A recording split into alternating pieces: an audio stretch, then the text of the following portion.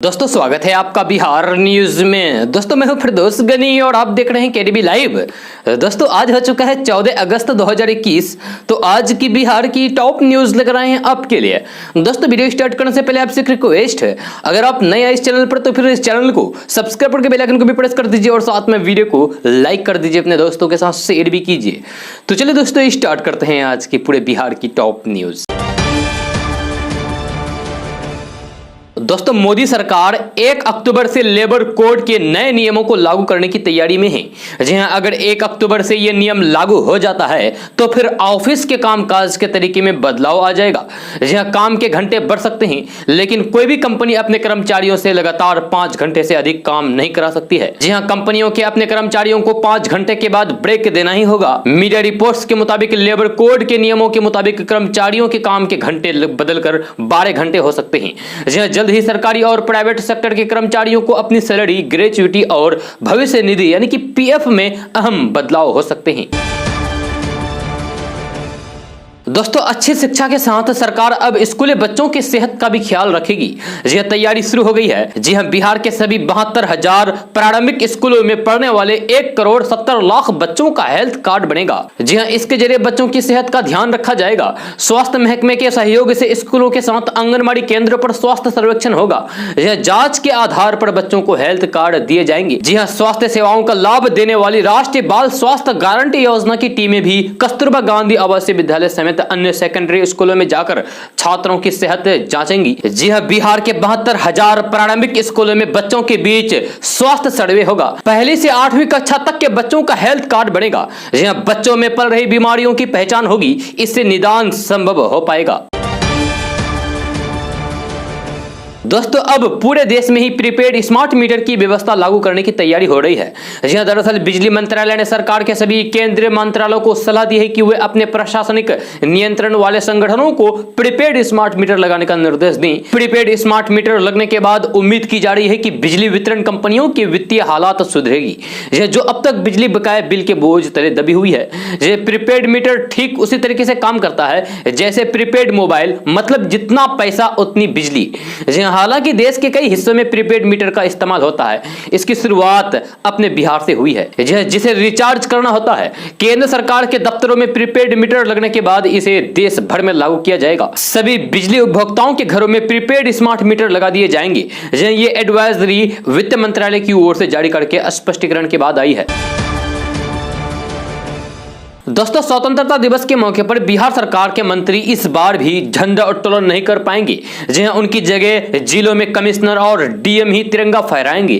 जी हां, बिहार सरकार ने इसके लिए आदेश जारी कर दिया है। गुरुवार की शाम कैबिनेट विभाग में जो अधिसूचना जारी की गई है उसके मुताबिक जिलों में जिला अधिकारी और प्रमंडलों में प्रमंडलीय आयुक्त झंडा फहराएंगे। जी हां, कैबिनेट विभाग के विशेष सचिव की तरफ से सभी जिला अधिकारियों और प्रमंडलीय आयुक्तों को यह पत्र जारी किया गया है। दरअसल बीते 2 सालों से बिहार में कोरोना महामारी के कारण जिलों के प्रभारी मंत्रियों को स्वतंत्रता और गणतंत्र दिवस पर झंडा उत्तोलन करने से रोक दिया गया है। हालांकि इस बार कोरोना संक्रमण कम होने की वजह से उम्मीद जताई जा रही थी कि प्रभारी मंत्री अपने जिलों में झंडा उत्तोलन कर पाएंगे, लेकिन सरकार ने इसकी इजाजत नहीं दी है। जहां महामारी के कारण ही डीएम और कमिश्नर को झंडा उत्तोलन की जिम्मेवारी दी गई है। स्वतंत्रता दिवस समारोह को बेहद छोटा रखने का भी निर्देश दिया गया है। सरकार ने स्वतंत्रता दिवस समारोह के आयोजन के लिए गाइडलाइन सख्त करने का निर्देश जिलों को दिया गया है। जी हां, आयोजन में कोविड-19 गाइडलाइन का पालन करने के लिए कहा गया है। हालांकि सरकार के इस फैसले से मंत्रियों को निराश हुई है। कई ऐसे नए मंत्री हैं जो इस बार जिलों में पहली बार झंडा उत्तोलन करने के लिए तैयारी कर चुके थे, लेकिन सरकार ने महामारी का हवाला देते हुए उनके झंडा उत्तोलन पर रोक लगा दी है।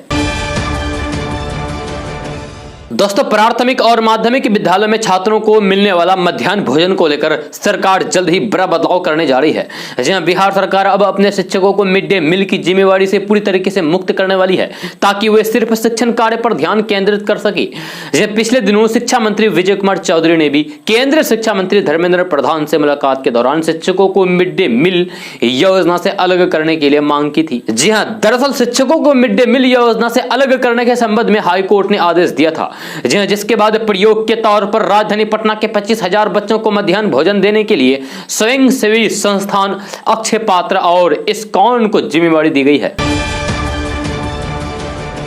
दोस्तों, अगर आप बैंक में पैसा जमा करने के बाद यह समझते हैं कि जमा पूंजी सुरक्षित है तो आप गलत समझ रहे हैं, क्योंकि अब जिन बैंक कर्मियों के भरोसे आप पैसा जमा कर रहे हैं, अब वही आपके पैसे चुराने लगे हैं। जी हां, बिहार में पिछले कुछ दिनों में 2 ऐसे मामले सामने आए हैं जहां ग्राहकों के खाते से पैसे चुराने वाला कोई बाहर का साइबर ठग नहीं बल्कि खुद बैंक कर्मी था जिसके हाथों आप पैसे दिए थे। जी हां, लगभग 2 माह पहले बक्सर में साउथ बिहार ग्रामीण बैंक के मैनेजर द्वारा अपने ग्राहकों के खाते में हेराफेरी करके 1 करोड़ से ज्यादा की रकम अपने खातों में जमा कर लिया था। जी हां, अब वैसा ही दूसरा मामला मुजफ्फरपुर में सामने आया है। यहां अब तक लुटेरों द्वारा बैंक में लूटपाट की घटना को अंजाम दिया जाता था, लेकिन अब बैंक कर्मी खुद ही बैंक लुटेरे बन गए हैं। जी हां, यहां साइबर फ्रॉड गिरोह के आधा दर्जन लोगों को मुजफ्फरपुर पुलिस ने गिरफ्तार किया है। यह गिरोह ग्राहकों के बैंक अकाउंट से लिंक मोबाइल नंबर का डुप्लीकेट सिम तैयार करके खाते से बड़ी सफाई से रुपए गायब कर देते थे। जी हां, बड़ी बात यह है कि इस गैंग में बैंक के कर्मी भी शामिल है। जी हां, जिन लोगों को पुलिस ने गिरफ्तार किया है उनमें पंजाब नेशनल बैंक के साइंस कॉलेज शाखा में कार्यरत कैशियर नीतीश कुमार भी शामिल है। जी हां, पुलिस टीम को पता चला है कि अलग अलग बैंक ग्राहकों के खाते से इस साल अब तक 3 करोड़ रुपए से अधिक की अवैध निकासी की गई है। इस गिरोह के द्वारा पंजाब नेशनल बैंक के कैशियर के साथ BSNL का फ्रेंचाइजी लिए शहबाजपुर निवासी प्रभात रंजन भी इस गिरोह का मास्टरमाइंड है। दोस्तों, कांग्रेस के पूर्व अध्यक्ष राहुल गांधी का ट्विटर अकाउंट ब्लॉक होने के बाद लगातार कांग्रेस के नेता उनके समर्थन में कैंपेन चला रहे हैं। जहां राहुल गांधी की तस्वीर अपने ट्विटर अकाउंट पर लगा रहे हैं और साथ ही साथ ट्विटर के खिलाफ विरोध जताते हुए पोस्ट भी शेयर कर रहे हैं। जहां बिहार कांग्रेस के अध्यक्ष मदन मोहन झा ने भी कुछ ऐसा ही किया है। उन्होंने राहुल गांधी की तस्वीर शेयर करते हुए ट्विटर पर लिखा है कि शेर है राहुल गांधी। इस ट्वीट के थोड़ी देर बाद उनका भी ट्विटर अकाउंट ब्लॉक हो गया। दरअसल मदन मोहन झा ने 12 अगस्त की शाम तकरीबन 6 बजे ये ट्वीट किया था। उसके बाद उनका ट्विटर अकाउंट ब्लॉक करा दिया गया है। जी हां, राहुल गांधी की तस्वीर और उन्हें शेर बताने वाले ट्वीट के बाद मदन मोहन झा कोई ट्वीट नहीं कर पा रहे हैं। कांग्रेस के कई नेता लगातार ट्विटर पर राहुल गांधी के समर्थन में कैंपेन चला रहे हैं। बिहार कांग्रेस के प्रभारी भक्तचरण दास ने राहुल गांधी हैशटैग का इस्तेमाल करते हुए कई पोस्ट किए हैं। जी हां, मदन मोहन झा ने भी राहुल गांधी के समर्थन में कई ट्वीट किए, लेकिन इसके बाद उनका अकाउंट देर रात ब्लॉक करा दिया गया है। देश भर में कांग्रेस के नेता ट्विटर के इस रवैये से परेशान हैं। राहुल गांधी के समर्थन में उनकी तरफ से लगातार कैंपेन चलाया जा रहा है। दोस्तों, बिहार में 1वीं से 8वीं कक्षा की पढ़ाई वाले तकरीबन 83,000 स्कूल बच्चों की पढ़ाई को तैयार हो रहे हैं। इन स्कूलों में 133 दिन बाद 16 अगस्त से यानी कि परसों से बच्चों की पढ़ाई शुरू होगी। जी हां, हर दिन हर कक्षा में 50% बच्चे पढ़ने आएंगे। जी हां, बड़ी बात यह है कि हर बच्चे एक दिन बाद करके पढ़ने स्कूल आएंगे। छात्र छात्राओं एवं शिक्षक कर्मियों के साथ ही स्कूलों के परिसर में आने वाले हर एक व्यक्ति के लिए मास्क अनिवार्य होगा। मास्क लगाकर ही स्कूल में आना होगा। क्लास में बच्चे 6 फीट की दूरी पर बैठेंगे। 6 फीट की दूरी पर बैठने की ही व्यवस्था शिक्षक कर्मचारियों के लिए भी होगी। यह शिक्षा विभाग के गाइडलाइंस के तहत स्कूलों में तैयारियां चल रही है। दोस्तों, बिहार में आई बाढ़ के कारण कई जगह सड़क संपर्क टूट गए हैं। जहां बिहार की 26 सड़कों पर बाढ़ का पानी कुछ इस तरीके से चढ़ गया है कि गाड़ियों का परिचालन बाधित हो गया है। पथ निर्माण विभाग द्वारा इन सड़कों की मॉनिटरिंग की जा रही है, जिन पर बाढ़ की वजह से वाहनों का यानी कि गाड़ियों का आना जाना बंद हो गया है। जहां उधर बाढ़ के कारण भागलपुर के कहलगांव में राष्ट्रीय उच्च पथ पर स्थित एक पुल धंस गया है। जहां पथ निर्माण विभाग के अपर मुख्य सचिव अमृतलाल मीणा ने बताया है कि पानी उतरते ही सड़कों को दुरुस्त करके उन पर गाड़ियों का परिचालन शुरू करा दिया जाएगा। यह पथ निर्माण विभाग को बिहार के विभिन्न जिलों से जो रिपोर्ट मिली है उसके अनुसार अभी तक 100 सड़कें ऐसी हैं जिन पर बाढ़ का पानी चढ़ा हुआ है।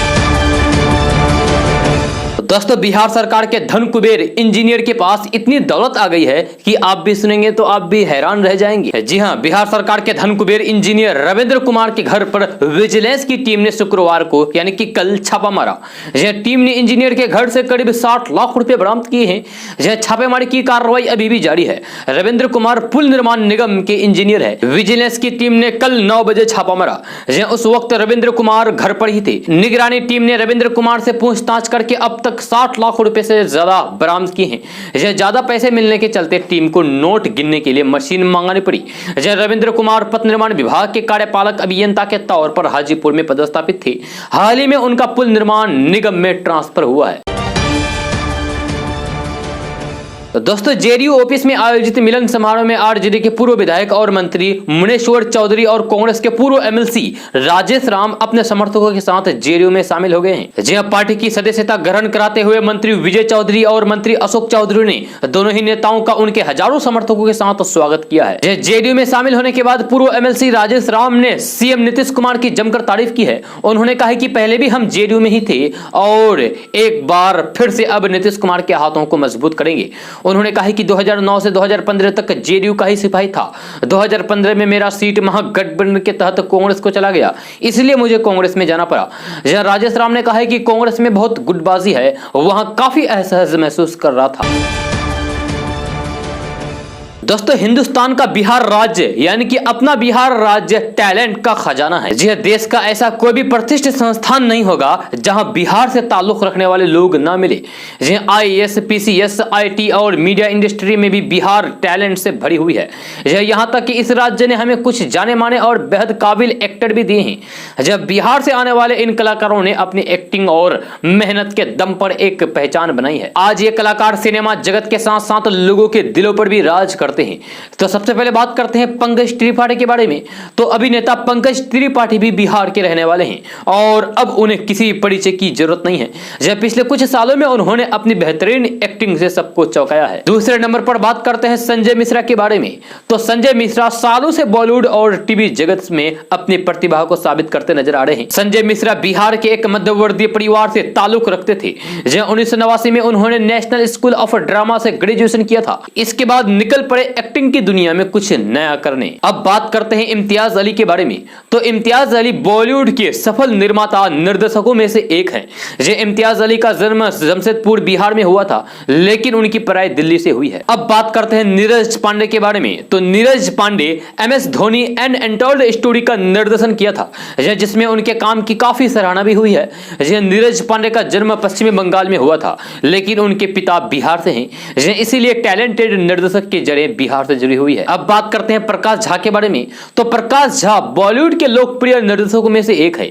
जहां उन्होंने हमें आरक्षण, गंगा जल और राजनीति जैसी कई जबरदस्त फिल्में दी हैं। बॉलीवुड जबरदस्त निर्देशक की पैदाइश भी बिहार की है। अब बात करते हैं मनोज बाजपेयी के बारे में। तो मनोज बाजपेयी बॉलीवुड के सुपर टैलेंटेड एक्टर्स में से एक हैं। फिल्म की कहानी चाहे कितनी भी बोरिंग क्यों ना हो, लेकिन दर्शक मनोज बाजपेयी के नाम पर उसे देखने जरूर जाते हैं। अब बात करते हैं सुशांत सिंह राजपूत के बारे में। तो अभिनेता सुशांत सिंह राजपूत भले ही अब इस दुनिया में नहीं है, लेकिन वे जब इस दुनिया का हिस्सा थे तो फैंस का खूब मनोरंजन किया। सुशांत सिंह राजपूत के काम पर सिर्फ बिहार को ही नहीं बल्कि पूरे हिंदुस्तान को गर्व है। अब बात करते हैं अखिलेश मिश्रा के बारे में। तो बिहार से ताल्लुक रखने वाले अखिलेश मिश्रा बॉलीवुड की कई फिल्म और सीरीज में अपनी एक्टिंग का जलवा दिखा चुके हैं। दोस्तों प्रधानमंत्री किसान सम्मान निधि योजना के तहत केंद्र सरकार ने 9वीं किस्त का पैसा किसानों के खाते में भेजना शुरू कर दिया है। जब प्रधानमंत्री नरेंद्र मोदी ने हाल ही में इसकी शुरुआत की थी। इसी के साथ ही सरकार ने उन किसानों से पैसा वसूलने की तैयारी भी शुरू कर दी है जो इस योजना के पात्र नहीं है। इससे पहले भी कई किसानों ने गलत तरीके से इस योजना का फायदा लिया था। इनके खिलाफ भी सरकार ने कार्रवाई की थी। केंद्रीय कृषि मंत्री नरेंद्र सिंह तोमर ने एक सवाल के जवाब में कहा कि पीएम किसान योजना के लिए लाभार्थियों की पहचान राज्यों की जिम्मेदारी है। इसी वजह से जब संबंधित लाभार्थियों का सत्यापित डेटा राज्यों की ओर से पीएम किसान पोर्टल पर अपलोड किया जाता है, उसके बाद ही पैसे सीधे लाभार्थियों के बैंक खाते में डाला जाता है। नरेंद्र सिंह तोमर ने यह भी बताया है कि अपात्र लाभार्थियों से रकम वसूली की जिम्मेदारी संबंधित राज्य सरकारों की है। उन्होंने बताया है कि पीएम किसान योजना के 42 लाख अपात्र किसानों से 3000 करोड़ रुपए की वसूली के लिए राज्य सरकारों ने कार्रवाई शुरू कर दी है। दोस्तों देश भर में अब तक कुल 53 करोड़ वैक्सीन की डोज दी जा चुकी है। जी हां, और इनमें से कम 41 करोड़ लोग वैक्सीन की पहली डोज ले चुके हैं। जी हां, वहीं अगर आबादी के हिसाब से देखा जाए तो भारत की 30% आबादी को पहली डोज मिल चुकी है।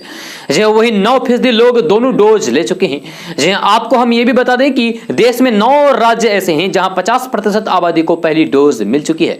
जी हां, ये राज्य हिमाचल प्रदेश, जम्मू कश्मीर, उत्तराखंड, गुजरात, मध्य प्रदेश, कर्नाटक, केरल, राजस्थान, राजस्थान और छत्तीसगढ़ शामिल है। जी हाँ, आप सभी को बता दें कि बीजेपी शासित उत्तर प्रदेश ऐसे राज्य हैं जहां वैक्सीन की सबसे ज्यादा डोज दी गई है। लेकिन अगर हम आबादी के हिसाब से देखें तो फिर यूपी सबसे पीछे है। जी हाँ, दरअसल यूपी में सबसे ज्यादा 5,63,00,000 डोज दी गई है, लेकिन सबसे कम 31% आबादी को ही सिंगल डोज टीका लगा है। जी हाँ, दरअसल यूपी से ज्यादा पश्चिम बंगाल, बिहार, पंजाब, झारखंड, तमिलनाडु, महाराष्ट्र की आबादी को टीका लगा गया है। जी हाँ, वही बात करें हिमाचल प्रदेश की तो यहाँ सबसे ज्यादा 77% वयस्क आबादी को टीका लग चुके हैं। वहीं इसके बाद जम्मू कश्मीर में 66%, उत्तराखंड में 64%, गुजरात में 60%, मध्य प्रदेश में 55%, कर्नाटक में 54%, केरल में 54%, राजस्थान में 52% और छत्तीसगढ़ में 50% आबादी को ही टीका लगा है। दोस्तों, जातिगत जनगणना के मुद्दे पर नेता प्रतिपक्ष तेजस्वी यादव ने भारतीय जनता पार्टी और जनता दल यूनाइटेड पर दबाव बढ़ा दिया है। जहां मुख्यमंत्री नीतीश कुमार द्वारा प्रधानमंत्री नरेंद्र मोदी को पत्र लिखे जाने के 9 दिन बाद तेजस्वी यादव ने भी प्रधानमंत्री को पत्र लिखकर नीतीश कुमार के नेतृत्व में विपक्षी दलों को समय देने की मांग की है। जी हां, तेजस्वी यादव ने जाति आधारित जनगणना के औचित्य को बताते हुए पत्र में कहा है कि उन्हें पूरा विश्वास है कि प्रधानमंत्री उनकी मांग मान लेंगे। प्रधानमंत्री द्वारा अगर मिलने का समय नहीं दिया जाता है तो तेजस्वी यादव ने 2 रास्ते भी सुझाए हैं। जी हां, उन्होंने सभी विपक्षी दलों से आग्रह किया है कि दिल्ली में जंतर मंतर पर धरना दिया जाए या फिर बिहार सरकार अपने स्तर से जातिगत जनगणना कराए। तेजस्वी यादव ने प्रधानमंत्री पर नीतीश कुमार का अपमान करने का भी आरोप लगाया है। तेजस्वी यादव ने शुक्रवार को प्रेस कॉन्फ्रेंस पर अति पिछड़ों के लिए 27% आरक्षण के दायरे को बढ़ाने की जरूरत बताई है। उन्होंने कहा है कि पिछड़ी जातियों का दायरा जब बढ़ाया जा रहा है तो फिर आरक्षण की सीमा भी बढ़ाई जाए। दोस्तों, पश्चिम बंगाल में कोरोना के मामले कम जरूर हुए हैं, लेकिन दूसरे राज्यों की तुलना में यहां स्थिति अभी भी चिंताजनक है। जी हां, राज्य में लगातार 700 से 800 के करीब नए मामले सामने आ रहे हैं रोज। वहीं हर दिन 5 से 6 लोग अपनी जान भी गंवा रहे हैं। यही वजह है कि पश्चिम बंगाल को लॉकडाउन जैसी पाबंदियों से मुक्त नहीं किया जा रहा है। अब पश्चिम बंगाल में पाबंदियों को 30 अगस्त तक बढ़ा दिया गया है, यानी कि पश्चिम बंगाल में 30 अगस्त तक लॉकडाउन लागू रहेगा। राहत के तौर पर सरकार ने नाइट कर्फ्यू के समय में कटौती कर दी है। दोस्तों, लालू के बड़े लाल तेज प्रताप यादव ने जब से कहा है कि आरजेडी के प्रदेश अध्यक्ष जगदानंद सिंह हिटलर की तरह बात करते हैं तो आरजेडी के अंदर तूफान मच गया है। तेज प्रताप यादव ने यह बयान बीते 8 अगस्त को आरजेडी ऑफिस में दिया था। तब से जगदानंद सिंह आरजेडी ऑफिस नहीं आए हैं। कहा जा रहा है कि तेज प्रताप यादव के बयान के बाद जगदानंद सिंह नाराज हो गए हैं। आरजेडी ऑफिस आना तो दूर की बात है, जगदानंद सिंह ने पटना तक छोड़ दिया है। मिल रही जानकारी के मुताबिक जगदानंद सिंह फिलहाल गांव में है और आज शाम पटना आने की संभावना है। दोस्तों, पश्चिम बंगाल की सीएम ममता बनर्जी के लिए अब अपनी कुर्सी बचाना मुश्किल होता दिख रहा है। जी हां, इसकी वजह बना है हाई कोर्ट का 15 नवंबर तक सुनवाई टालना। जी हां, नंदीग्राम में शुभेंदु अधिकारी के हाथों मिली हार को चुनौती देने वाली याचिका पर सुनवाई टलने से अब दीदी को किसी सीट से चुनाव जीतना जरूरी हो गया है। संविधान के अनुसार मुख्यमंत्री बनने के 6 महीने के भीतर ममता बनर्जी का विधायक बनना जरूरी है। इस लिहाज से दीदी के पास अब महज 2 महीने 24 दिन भी बचा है। 15 नवंबर तक सुनवाई टलने से यह साफ हो गया है कि दीदी 5 नवंबर तक भवानीपुर से चुनाव जीतकर नहीं आ सकती है। गौरतलब है कि टीएमसी लगातार चुनाव आयोग से उपचुनाव की तारीख घोषणा करने की मांग करती आ रही है, लेकिन इस सिलसिले में आयोग ने भी अभी तक कोई भी फैसला नहीं लिया है। आपको बता दें कि टीएमसी चुनाव आयोग से लगातार खाली पड़ी सीटों पर उपचुनाव कराने के लिए कह रही है। ममता बनर्जी को सीएम बने रहने के लिए 5 नवंबर से पहले विधानसभा का सदस्य बनना होगा। जी हां, टीएमसी का डर है कि कोरोना महामारी के चलते अगर उपचुनाव में देर हुई तो ममता बनर्जी को अपने पद से इस्तीफा देना होगा, यानी कि ममता बनर्जी को सीएम पद से इस्तीफा देना होगा। दोस्तों, अभी देश में बेरोजगारी को लेकर हो हल्ला मचा हुआ है। इस बीच एक ऐसा प्रस्ताव आया है जिसमें रिटायरमेंट की उम्र बढ़ाने की बात कही है। प्रधानमंत्री की इकोनॉमिकल एडवाइजरी काउंसिलिंग ने एक रिपोर्ट जारी की है जिसमें रिटायरमेंट की उम्र को बढ़ाने की वकालत की गई है। यह रिपोर्ट में कहा गया है कि आने वाले वक्त में देश में बुजुर्गों की आबादी तेजी से बढ़ेगी। प्रधानमंत्री की आर्थिक सलाहकार परिषद ने सरकार को रिटायरमेंट की उम्र बढ़ाने का प्रस्ताव दिया है। परिषद का कहना है कि बेहतर हेल्थ इंफ्रास्ट्रक्चर की वजह से अनुमानित जीवन काल में बढ़ोतरी जारी रहने की उम्मीद है। परिषद का कहना है कि बुजुर्ग लोगों को भी उनकी पिछले पीढ़ी के मुकाबले ज्यादा समय तक काम करने की इजाजत मिलनी चाहिए। बुधवार को जारी इकोनॉमिकल एडवाइजरी काउंसिलिंग की रिपोर्ट में कहा गया है कि रिटायरमेंट की उम्र को चरणबद्ध तरीके से बढ़ाया जाना चाहिए, क्योंकि भारत युवाओं का देश है और यह कामकाजी आबादी बहुत ज्यादा है। दोस्तों आरबीआई ने एक बार फिर से धोखाधड़ी के लिए चेतावनी जारी की है। जी हां, केंद्रीय बैंक ने ग्राहकों को जालसाजों से नए नए फ्रॉड से बचे रहने को कहा है। साथ ही अपनी निजी जानकारी किसी के भी साथ शेयर करने से मना किया है। जी हां, आपको बता दूं कि इससे पहले भी आरबीआई ने पुराने नोट और सिक्कों की बिक्री को लेकर ग्राहकों को सावधान किया था।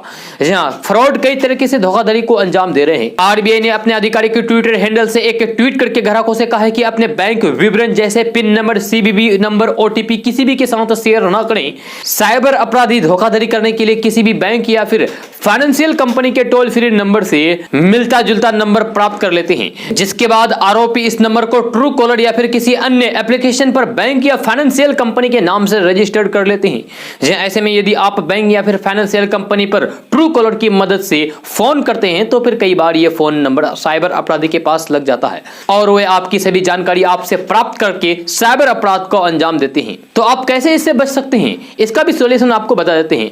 तो फाइनेंशियल कंपनी को फोन करने जा रहे हैं तो फिर उसके टोल फ्री नंबर की पूरी जानकारी आपके पास होनी चाहिए। वहीं कभी भी किसी भी बैंक के टोल फ्री नंबर पर आप अपनी सभी जानकारी साझा ना करें। दोस्तों गंगा और पुनपुन नदी में उफान जारी है। जहां पटना सहित बिहार के कई जिलों में बाढ़ का कहर है। बिहार के कई जिलों में बीते 2-3 दिनों से हो रही बारिश के कारण नदियां फिर से उफान पर हैं। कई जगहों पर गंगा खतरे के निशान को पार कर चुकी है। जहां पटना जिले में गंगा का जलस्तर कोइलवर, मनेर और दानापुर में बढ़ रहा है।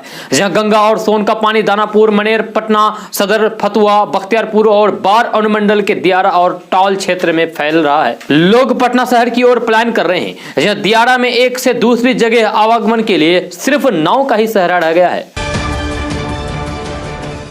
दोस्तों शुक्रवार को राजधानी पटना में सुबह सवेरे मूसलाधार बारिश हुई। जहां मानसून के असर से पटना सहित बिहार के अलग अलग जिलों में भारी बारिश और वज्रपात को लेकर मौसम विभाग ने अलर्ट घोषित किया है। अगले 24 घंटे में मौसम की स्थिति को देखते हुए पटना, कटिहार, पूर्णिया, शिवहर, दरभंगा सहित 12 जिलों में अलर्ट किया गया है। मौसम विभाग के मुताबिक मानसून की ट्रफ लाइन इन दिनों अमृतसर, पटियाला, बरेली, बिहार से होते हुए अरुणाचल प्रदेश की ओर बढ़ रही है, जिसके कारण भारी बारिश हो रही है। वहीं दूसरी ओर बिहार के उत्तर, दक्षिण और सीमावर्ती इलाकों में चक्रवाती परिसंचरण का क्षेत्र झारखंड पर बने होने के साथ समुद्री तल से ओडिशा के रास्ते पश्चिमी मध्य बंगाल की खाड़ी तक गुजर रही है। इसलिए सीमांचल के इलाकों में भी बारिश हो रही है। जहां मौसम विभाग ने राजधानी पटना समेत बिहार के 12 जिलों में भारी बारिश और वज्रपात का अलर्ट अगले 24 घंटे के लिए जारी किया गया है। जहां बिहार के अररिया, किशनगंज, सुपौल, पूर्णिया, शिवहर, दरभंगा, मधुबनी, सीतामढ़ी, पूर्वी चंपारण के कई स्थानों पर भारी बारिश, वज्रपात, मेघ गर्जन का पूर्वानुमान लगाया गया है। जहां जानकारी के मुताबिक कटिहार, अररिया, किशनगंज और पूर्णिया में 1 या फिर 2 स्थानों पर भारी बारिश का पूर्वानुमान है, जबकि अन्य जिलों में गरज के साथ बारिश के आसार हैं। इस दौरान ठंड का गिरने की संभावना है। दोस्तों बिहार में 4 नेशनल हाईवे यानी कि एनएच का काम इस साल पूरा हो जाएगा। हालांकि जमीन अधिग्रहण में समस्या के चलते इनके निर्माण में कुछ विलंब है यानी कि देरी है। इसमें फॉरबिसगंज से जोगबनी 4 लेन, किशनगंज का एलिवेटेड रोड, मुंगेर रेल सड़क पुल का 2 वे लेन अप्रोच रोड और गोपालगंज छपरा 2 लेन सड़क शामिल है। इसके अलावा नया 6 लेन कोइलवर पुल लगभग बन चुका है। इसमें से 3 लेन पर आवागमन शुरू हो चुका है, जबकि अन्य 3 लेन पर आवागमन बरसात के बाद शुरू होने की संभावना है। इस सड़कों पर आवागमन शुरू होने से बिहार के किसी भी हिस्से से 5 घंटे में पटना पहुंचने का मुख्यमंत्री नीतीश कुमार का संकल्प साकार हो जाएगा। दोस्तों यूं तो बिहार में अभी पंचायत चुनाव की तैयारियां चल रही है, लेकिन राजनीतिक घटनाक्रम इस तरीके से बदल रहा है जैसे कोई विधानसभा या फिर लोकसभा का चुनाव हो। जहां खासकर बिहार विधानसभा चुनाव 2021 समाप्त होने के बाद से ही ये क्रम बना हुआ है। जहां पहले जेडीयू, उसके बाद लोजपा और अब मुकेश सहनी की पार्टी वीआईपी में उथल पुथल का दौर शुरू हो गया है। जहां विशेषकर मुजफ्फरपुर में यहां से विकासशील इंसान पार्टी के 4 में से 2 विधायक हैं। इसलिए राजनीतिक गलियारों में यह चर्चा तेज हो गई है कि क्या लोजपा के चिराग पासवान के बाद अब मुकेश सहनी की बारी आ गई है। हालांकि प्रशिक्षक अभी इस अवधारणा को जल्दबाजी करार दे रहे हैं। वीआईपी के प्रमुख और बिहार सरकार के पशुपालन एवं मत्स्य विभाग के मंत्री मुकेश सहनी की परेशानी का अंत होता नहीं दिख रहा है। अभी उनका यूपी प्रकरण खत्म भी नहीं हुआ था कि एक और परेशानी शुरू हो गई है। नई परेशानी उनकी पार्टी के अंदर से ही है। वीआईपी के मुजफ्फरपुर जिला अध्यक्ष वीरेंद्र सहनी ने अपने पद से इस्तीफा दे दिया है। उनके साथ 1 दर्जन और पार्टी पदाधिकारियों ने पद छोड़ दिया है। वीरेंद्र सहनी पार्टी सुप्रीमो मुकेश सहनी पर तानाशाही करने का आरोप लगाया है। जहां उन्होंने कहा है कि इस दल में कार्यकर्ताओं की सुनने वाला कोई नहीं है, सभी फैसले मनमाने ढंग से लिया जा रहा है। एक सप्ताह के अंदर उन्होंने आगे की रणनीति तय करने की बात कही है। पूरे घटनाक्रमों को इसलिए महत्वपूर्ण माना जा रहा है क्योंकि जिले से पार्टी के कुल 4 में से 2 विधायक हैं, यानी कि मुजफ्फरपुर जिले से। वही पार्टी प्रमुख और नीतीश सरकार में मंत्री मुकेश सहनी खुद यहाँ के प्रभारी मंत्री हैं। इस हालात में पार्टी के जिला संगठन में बगावत को महत्वपूर्ण माना जा रहा है। बगावत के इस पैटर्न को लोजपा से भी जोड़कर देखा जा रहा है। तो दोस्तों, अगर आप बिहार में मुख्यमंत्री उद्यमी योजना के लिए फॉर्म भरना चाहते हैं तो आपके लिए एक खुशखबरी आई है। जी हां, बिहार में मुख्यमंत्री उद्यमी योजना के तहत फॉर्म के नाम पर चालू बैंक खाता की शर्त को अब खत्म कर दिया है। सभी वर्ग के आवेदक व्यक्तिगत चालू बैंक खाता खुलवाकर मुख्यमंत्री उद्यमी योजना के तहत ऋण का आवेदन कर सकेंगे। जी हां, उद्योग विभाग की समीक्षा बैठक में उद्योग मंत्री सैयद शाहनवाज हुसैन ने इसको लेकर निर्देश दिए हैं। इस योजना के तहत नए उद्यमियों को बिजनेस के लिए 10 लाख रुपए तक का लोन 50% सब्सिडी के साथ दिया जाता है। महिलाओं को इस लोन के लिए ब्याज नहीं देना है, जबकि अन्य को केवल 1% ब्याज पर लोन मिलता है। 5 लाख रुपए चुकाने के लिए 7 साल यानी कि 84 महीनों का मौका मिलता है। लोन की आधी रकम यानी कि 5 लाख रुपए सरकार सब्सिडी के तौर पर आपको देती है।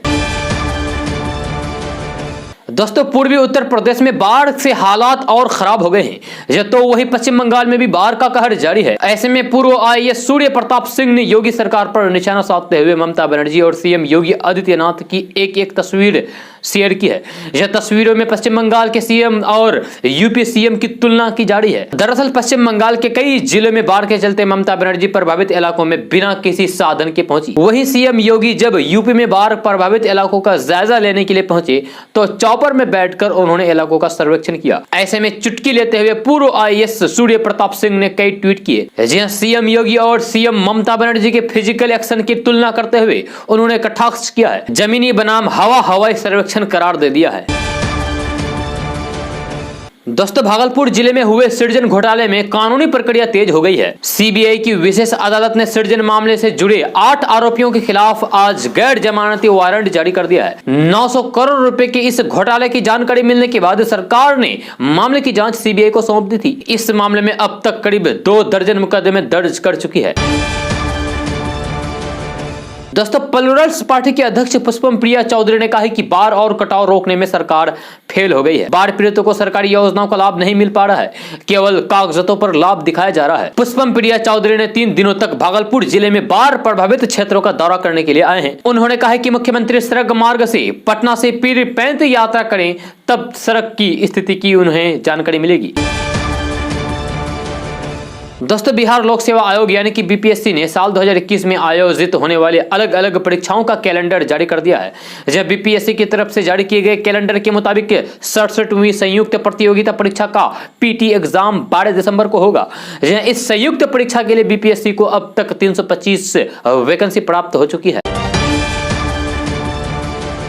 दोस्तों, स्वतंत्रता दिवस यानी कि 15 अगस्त के दिन अगर आप राजधानी पटना में बाहर निकलने वाले हैं तो फिर आपके लिए ये खबर बेहद ही जरूरी है। जी हां, स्वतंत्र दिवस के मौके पर पटना पुलिस ने राजधानी पटना में ट्रैफिक व्यवस्था में बदलाव किया है। जी हां, गांधी मैदान में आयोजित होने वाले स्वतंत्र दिवस समारोह को देखते हुए ट्रैफिक पुलिस ने कई प्रमुख सड़कों पर यातायात को बदल दिया है।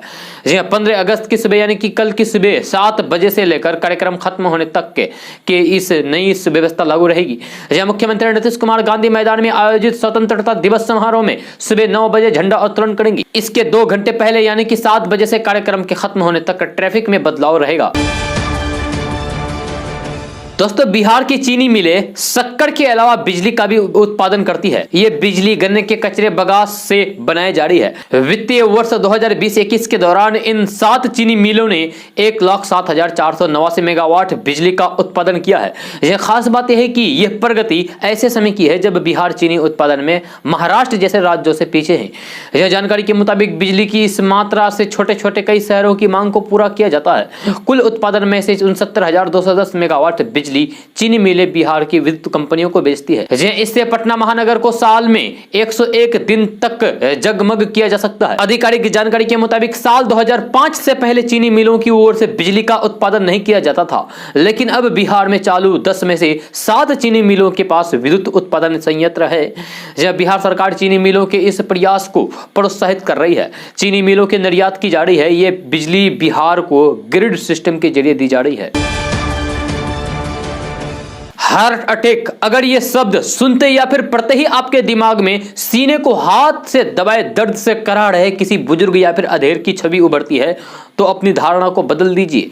जी अमेरिका के एक रिसर्च जर्नल में छपी खबर के मुताबिक साल 2015 तक भारत में 6 करोड़ 20 लाख लोगों को दिल से जुड़ी बीमारी हुई। इसमें से 2 करोड़ 30 लाख लोगों की उम्र 20 से 40 साल के बीच है। इसका मतलब यह हुआ कि 40% दिल के मरीजों की उम्र 40 साल से कम है। चिंता की बात यह है कि भारत में ये आंकड़े सबसे तेज रफ्तार से बढ़ रहे हैं। साल 2015 में प्रीमेच्योर डेथ यानी कि अकाल मौत के कारणों में दिल की बीमारियां तीसरे स्थान पर थी। जी हेल्थ डाटा.org के अनुसार एक साल बाद 2016 में दिल की बीमारी प्रीमेच्योर डेथ का पहला कारण बन गई। यह दुनिया भर में 10 से 15 साल पहले तक दिल की बीमारी को अक्सर बुजुर्गों से जोड़कर देखा जाता था, यह खासकर भारत में, लेकिन पिछले एक दशक में दिल से जुड़ी बीमारियों के आंकड़ों ने तस्वीर ही बदल दी है। कार्डियोलॉजिस्ट बताते हैं कि भारत में युवाओं का दिल कमजोर हो गया है और इसका कारण है हमारा नए जमाने की जीवन शैली। जीवन में तनाव, खाने की गलत आदत, कंप्यूटर इलेक्ट्रॉनिक्स उपकरणों पर देर रात तक काम करना, स्मोकिंग, तंबाकू, शराब की लत और पर्यावरण का प्रदूषण भारतीय युवाओं में फैले लाइफस्टाइल डिसऑर्डर के ये प्रमुख कारण हैं। कार्डियोलॉजिस्ट बताते हैं कि हार्ट अटैक के खतरे से बचने के लिए युवाओं को अपनी जीवन शैली में बदलाव लाने की जरूरत है। दोस्तों आज का न्यूज़ बस यहीं तक। कैसे लगा जरूर अपना सुझाव दीजिएगा नीचे कमेंट बॉक्स में कमेंट करके। अगर आप नए आए इस चैनल पर तो फिर इस चैनल को सब्सक्राइब करके बेल आइकन को भी प्रेस कर दीजिए और साथ में वीडियो को लाइक कर दीजिए, अपने दोस्तों के साथ शेयर भी कीजिए। तो चलो दोस्तों फिर मिलते हैं अगले वीडियो में। जय हिंद, जय बिहार।